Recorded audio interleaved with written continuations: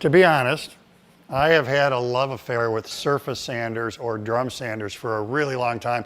All the way back to when I was a production manager of a big cabinet shop, we had a drum sander in there that we used the heck out of.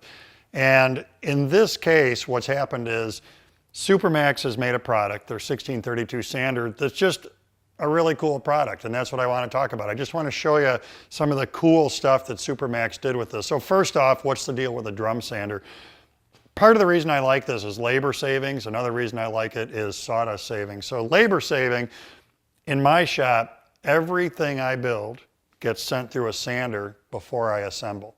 And what I find is that as a result, I spend way less time after assembly using a random orbit sander to clean things up and get them smooth and get them nice and get them ready for finish. So there's that.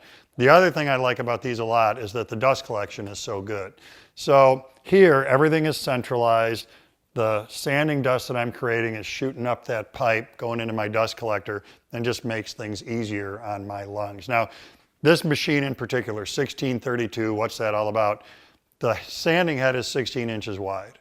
However, because it's open on that side, you can sand stuff up to 32 inches wide, twice as big as the head. And I'm going to show you what that's all about in just a little bit. Now, why am I so in love with this machine? Well, let me show you a couple things.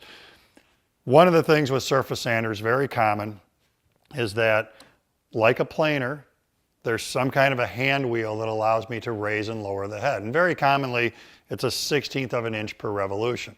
That works great. However, if you're going from the 0 point, if you just sanded something paper thin, and you're going up to the max, now we're sanding something really, really thick, this is a lot of cranks.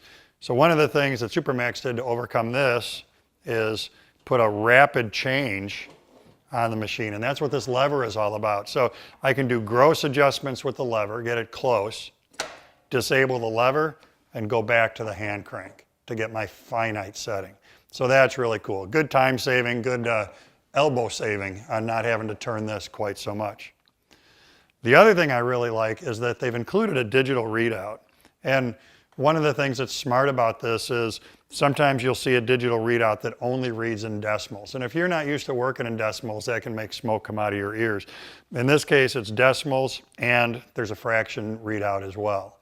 So as we're changing height, it's reacting accordingly to tell us the exact distance between the sanding drum and the conveyor. So great way to really introduce some finite measurement into the sanding that you're doing.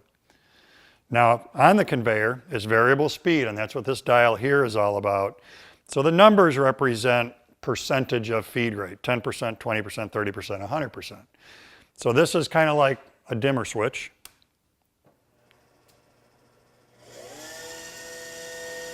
And that allows you to control the rate of feed, which allows you to control how good a sanding job you're going to get.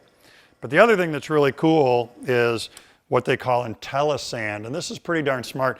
What it does is, as I'm feeding material through, if I'm taking off more material than the machine is happy with, it reads that, the light comes on, and when the light comes on, what it's doing is it's slowing down the conveyor automatically on its own in order to get it down to a feed rate that's a better feed rate for the machine. So bottom line with this, it's a really good way to help prevent you from burning your stock by feeding it too fast or trying to hog off more than the machine wants to take off. So that IntelliSand is a really, really cool thing. Let's hit on this idea of we're sanding something bigger than the sanding head, like this big piece of red oak. It's wider than the machine, which isn't a deal. We can deal with that. What happens on this style of sander when you're sanding something wider than the head is you want to introduce just a little bit of an opening on this end. We're actually going to take the sanding head and the conveyor ever so slightly, a few thousandths of an inch, out of parallel so that the edge of the drum doesn't leave a ridge in our material.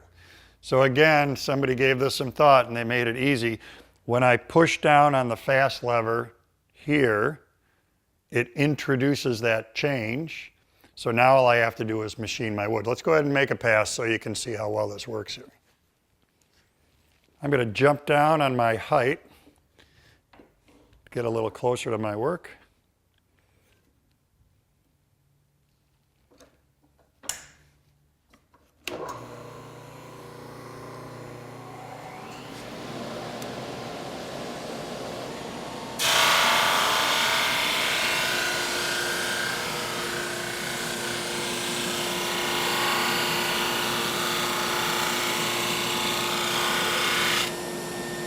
When you're using this feature, don't change the height of the head in between passes. We just rotate this, send it again.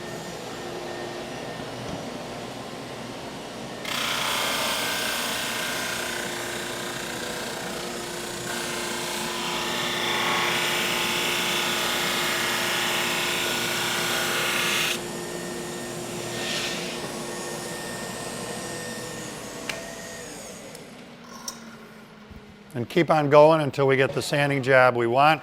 And what's cool is, because of the way that we introduced that little bit of opening, there's no ridge left in the center of our big wide panel. The other thing I like a lot, in-feed and out-feed tables are great. They do add to the footprint of the machine, so one of the smart things they did here is made it so we can do that and take them out of the way when you don't need them.